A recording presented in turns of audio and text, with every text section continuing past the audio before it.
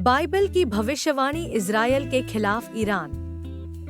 क्या आपको पता है कभी इस्राइल और ईरान दोस्त हुआ करता था, तो फिर कैसे बन गए कट्टर दुश्मन? इसका कारण है ईरान के सुप्रीम कमांडर अयातुल्लाह खुमैनी। वे यहूदी विरोधी संगठनों को इजराइल के खिलाफ भड़काते थे। खुमैनी हिजबुल्लाह, हमास और हूती विद्रोहियों को पैसे देकर अपनी मानसा पूरा करते थे। इन दोनों की दुश्मनी में अब तक हजारों लोग मारे जा चुके हैं। खुमैनी ने खुद को ईरान का रक्षक कहा था। उन्होंने ईरान में अमेरिका और इजराइल के प्रति नफरत के बीज बोए, जिसका चरम रूप आज देखने को मिल रहा है। अब जरा देखिए दानियेल 10 के 20 से 21 में परमेश्वर कहते हैं, दानियेल, क्या तू जानता है मैं तेरे पास क्यों आया हूँ? फारस के युवराज से युद्ध करने के लिए मुझे फिर वापस जाना है। किंतु दानियेल, अपने जाने से पहले तुमको सबसे पहले यह बताना है कि सत्य की पुस्तक में क्या लिखा है। उन बुरे राजकुमारों के विरोध में मीकाएल स्वर्गदूत के अलावा मेरे साथ कोई नहीं खड़ा है। मीकाएल वह राजकुमार है जो तेरे लोगों पर शासन करता है। अर्थात परमेश्वर को फारस यानी ईरान के विरुद्ध युद्ध करने के लिए वापस आना पड़ेगा। जबकि बाइबल में ईरान को दक्षिण राजा के नाम से भी जाना जाता था। और परमेश्वर के साथ कौन रहेगा? स्वर्गदूत मिकाएल यानी हमारे प्रभु यीशु, जो हमारे शासन करते हैं। और क्लेशकाल के अंत में हमारे मसीह की 1000 साल की राज्य स्थापित होने की भविष्यवाणी भी है, यानी ईरान आक्रामक राष्ट्र के नाम से बाइबल की भविष्यवाणी में जीवित है। और यह जो योजना बना रहा है उसका असर पूरी दुनिया पर पड़ेगा।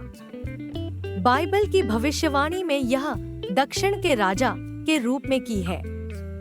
और दक्षिण के इस राजा के बारे में भविष्यवाणी की गई है कि वह बहुत आगे बढ़ेगा।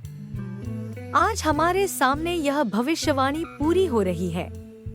दिलचस्प बात यह है कि उसे अपने जनजाति से कोई मतलब नहीं है, चाहे वे आर्थिक संकट से मारे या जिए। ईरान को तो सिर्फ परमाणु हथियारों और गोला बारूद के पीछे धन बहाना है।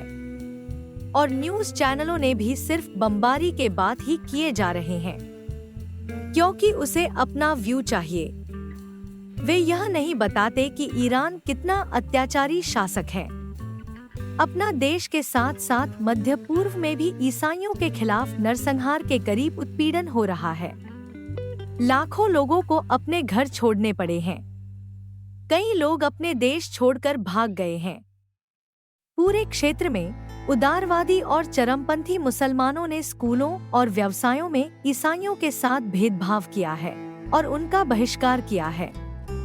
उन्हें अगवा किया है, जेल में डाला है और उन्हें मार डाला है। अल्जीरिया, मिस्र, ईरान, इराक, कतर, सऊदी अरब, सीरिया, तुर्की और यमन में मुस्लिम सरकारें ईसाइयों पर अत्याचार कर रही हैं।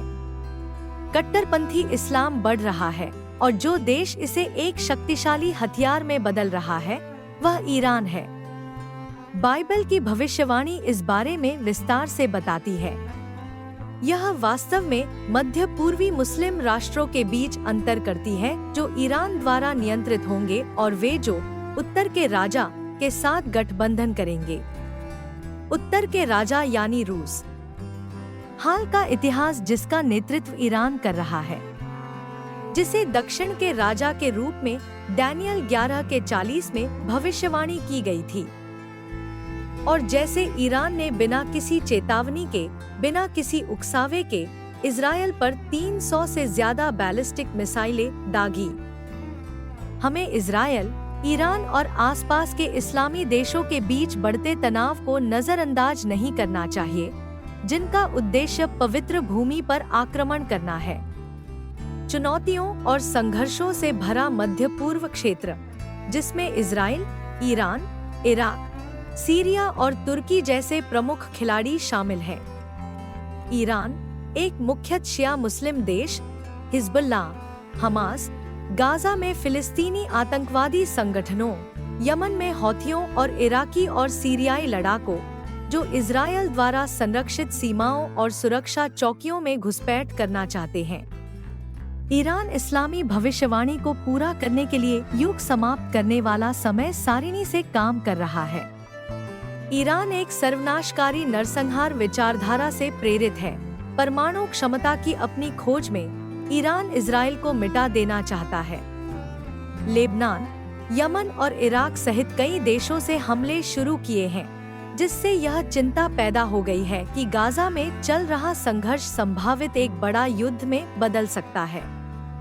शायद तीसरा विश्व युद्ध। पवित्र शास्त्र के अनुसार एक समय आएगा जब ईरान अन्य देशों की मदद से इज़राइल को नष्ट करने का प्रयास करेगा। इज़राइल और ईरान के बीच जो कुछ घटित हो रहा है वह एक भावी युद्ध की ओर संकेत कर रहा है, जिसका उल्लेख यहेजकेल ने 2600 वर्ष पहले किया था। भविष्यवाणी विशेषज्ञ इसे इज़राइल पर रूसी इस्लामी आक्रमण के रूप में घोषणा करते हैं। रूस और मुस्लिम देशों के बीच वर्षों से बन रहा गठबंधन निस्संदेह 2600 वर्ष पहले इज़ेकील द्वारा की गई भविष्यवाणी की पूर्ति कर रहा है। इसलिए हमें जैतून के उपदेश में यीशु द्वारा चेतावनी दिए गए शब्दों को ध्यान में रखना चाहिए। इसलिए जब ये सब बातें होने लगे तो खड़े होकर ऊपर देखो, क्योंकि तुम्हारा उद्धार निकट है। लूका 21:28। हम शायद यह न जानते हो कि क्या होगा या यह कब होगा, लेकिन हम यह जानते हैं कि परमेश्वर के दूसरा आगमन द्वार पे है। लोगों के साथ मसीह के सुसमाचार को साझा करें, चाहे वे यहूदी हों या मुसलमान। कृपाएं जितना हो सके शेयर करें। प्रभु की स्तुति करो और महिमा में घिरे रहे। आमीन।